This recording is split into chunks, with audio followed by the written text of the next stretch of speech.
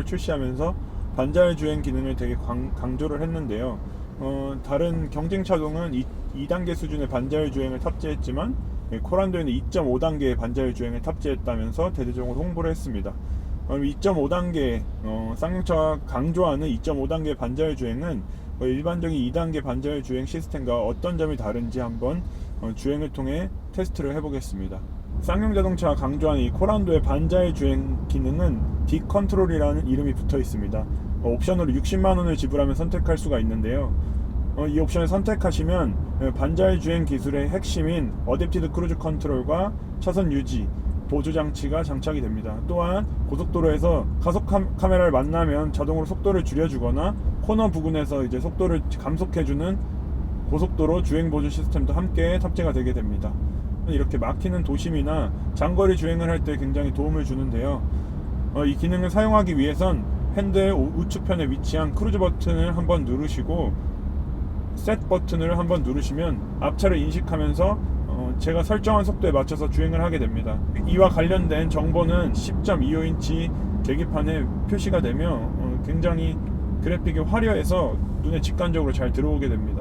쌍용 자동차는 이 D-컨트롤 패키지를 장착하면서 2.5단계를 대대적으로 홍보했는데요. 현대나 기아 자동차 혹은 이제 혼다 같은 이 반자율 주행 기능을 적극적으로 채용하고 있는 브랜드들은 보통 자신들의 이제 반자율 주행 기능을 2단계라고 홍보하고 있습니다. 2.5단계와 0.5단계가 더 높은 건데요. 소비자들의 의뢰에 0.5단계가 더 높으면 뭔가 더 특별한 기술이 들어있을 거라고 기대를 하게 됩니다. 하지만 제가 주행해본 결과 코란도에 장착된 2.5단계 수준의 이제 반자율 주행 기능은 타사 대비해서 특별하게 나은 점을 찾아보기가 어려웠습니다. 대신 2단계 수준에 있어서 부족한 점은 없습니다. 이렇게 굽은 코너에서도 잘 차선을 유지하면서 달리게 되고, 또 앞차가 브레이크를 밟으면 서서히 감속, 또는 앞차가 또 출발하면 가속을 하게 되는, 이렇게 부드러운 반응 속도를 보이게 됩니다. 타사 대비 2.5단계라고 해서 특별한 걸 기대할 수 있는 건 아니고 부족한 점 없는 2단계 수준의 반자율 주행 기능이라고 생각하시면 될 것 같습니다. 저는 이런 반자율 주행 기능이 있는 차를 정말 좋아하는데요. 반자율 주행 기능은 처음 출시됐을 때 200만원 정도 하는 이제 비싼 고가의 옵션 중에 하나였는데, 지금 이제 쌍용차에서 보시다시피 D-컨트롤 패키지는 60만원이면 선택이 가능하게 됩니다. 저는 60만원이라면 저는 충분히 이 기능을 넣어야 된다고 생각하는 사람 중에 하나입니다. 긴급한 상황이 발생했을 때나 사고가 발생할 우려가 있는 상황에서 운전자의 집중도가 떨어지거나 이제 반응 속도가 느려서 사고가 발생할 수 있는 상황에서도 차가 스스로 조작해서 제동을 하거나 사고를 막아줄 수 있는 기능이 됩니다. 그렇기 때문에 사고를 한번 막을 수 있다면 60만원의 비용은 전혀 아깝지 않다고 생각이 들기 때문에 코란도 구매를 생각하고 계시는 소비자분들이라면 D-컨트롤 패키지 꼭 넣는 걸 한번 고려해 보시는 게 좋다고 생각이 듭니다. 국내 소비자들이 이제 손쉽게 접근할 수 있는 옵션 중에 하나가 된 것 같습니다. 이 반자율 주행 기능은 이게 왜 필요하냐는 생각을 가지시는 분들도 많은 것 같아요. 근데 통풍 시트 한번 사용해 보신 분들은 꼭 다음 차는 무조건 통풍 시트를 찾으시는 것처럼 반자율 주행 기능도 똑같은 것 같습니다. 한번 사용해 보신 분들은 다음 차를 구매할 때 꼭 나는 반자율 주행 기능이 있는 차를 꼭 사겠다 라는 생각을 꼭 하시는 것 같습니다. 통풍 시트와 열선 핸들과 같이 또 하나의 이제 국내 소비자들이 선호하는 옵션 중에 하나가 되지 않을까라는 생각이 또 들게 되는 부분이기도 합니다. 이 D-컨트롤 패키지에 대한 저의 결론은 2.5단계라고 홍보는 하지만 타사 대비 이제 그다지 나은 점은 없다. 하지만 부족한 점도 딱히 찾아볼 수는 없다라고 결론 내릴 수 있을 것 같습니다. 네, 이번에는 쌍용의 핫하나요? 신형 코란도에 탑승해 있습니다. 2011년 코란도 C가 출시된 이후에 약 7년 만에 신형으로 완전 풀체인지된 모델을 선보였는데, 그 코란도가 이 지금 타고 있는 뷰티풀 코란도입니다. 현대차의 투싼 혹은 스포티지와 경쟁하는 준준형급 SUV죠. 소형 SUV 티볼리의 한 급 위에 위치하는 실내 거주성이나 승차감에서 우위에 있는 그런 모델입니다. 확실히 준준형급 SUV답게 공간 면에서 넉넉한 모습을 볼 수가 있는데, 이 레그룸과 이 헤드룸 상당히 넉넉한 그런 모습을 보실 수가 있죠.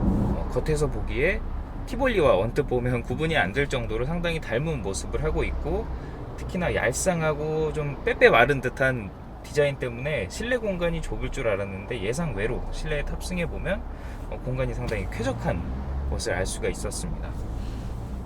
특히나 이 코란도는 이 서스펜션 세팅 자체가 약간 푹신푹신하게 설계가 되어 있고, 이 지금 앉아있는 이 시트 자체도 상당히 쿠션이 부드러운 편이어서 승차감은 확실히 안락하고 장거리 주행 시에도 무리가 없는 그런 구성을 하고 있습니다. 동급의 세단과 비교한다면 살짝 떨어지겠지만 SUV 중에서 특히 2급에서는 상당히 좋은 승차감을 보여준다고 말씀을 드릴 수가 있습니다.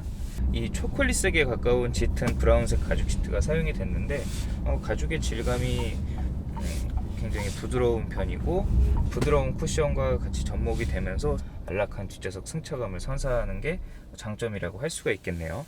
등받이 각도가 다른 경쟁 차종 투싼이나 스포티지와 비교해도 각도가 많이 누워있는 편이고, 또 거기에 그치지 않고 뒷좌석 등받이 각도를 조절할 수 있는, 크게 조정이 되는 건 아니지만 뒷좌석 각도를 살짝 조절해서 장거리 주행 시에 상당히 편안한 자세를 연출할 수 있다는 점은 코란도를 비롯한 쌍용 자동차 SUV의 장점이라고 할 수가 있습니다. 근데 다만 아쉬운 부분은 이 뒷좌석 센터 터널이 약간은 튀어 올라와 있어서 뒷좌석 가운데 부분에 승객이 앉을 경우에는 약간은 불편한 그런 자세가 연출될 수 있다는 점은 다소 아쉬운 부분인 것 같아요. 왜냐하면 이 부분은 전 세대 모델인 코란도 C에서는 없었던 부분이기 때문에 이 없던 불편함이 추가된 부분은 조금 아쉬운 부분이라고 할 수가 있겠네요.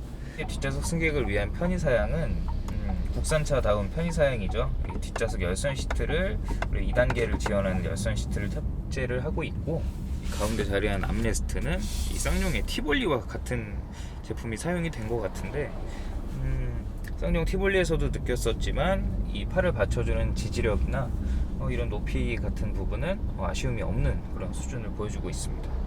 2구짜리 컵홀더가 포함이 된 점도 좋죠.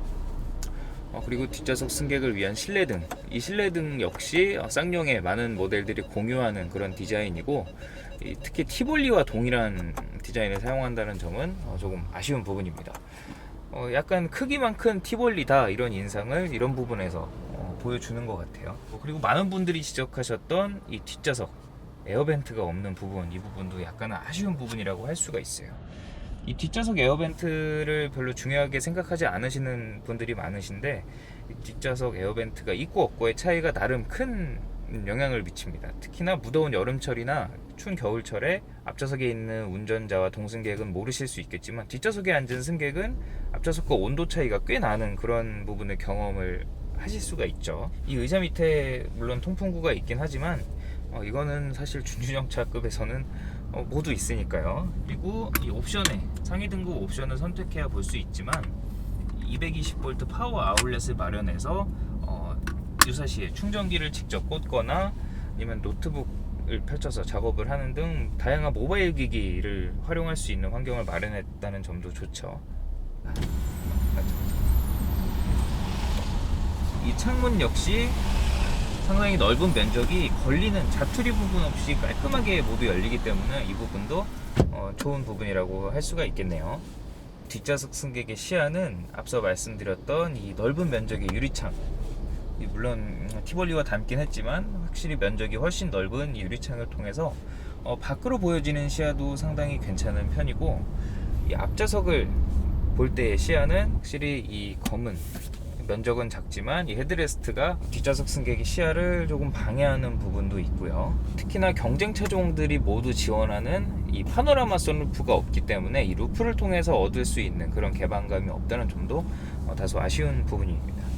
전반적으로 살펴본 신형 코란도의 뒷좌석은 확실히 다른 경쟁 차종과 비교해도 우위에 있는 뒷좌석 승차감, 특히나 이 코란도 차량 자체가 부드럽게 세팅이 되어 있기 때문에 이 코란도의 뒷좌석 승차감이 상당히 안락하다고 말씀을 드릴 수가 있겠고요.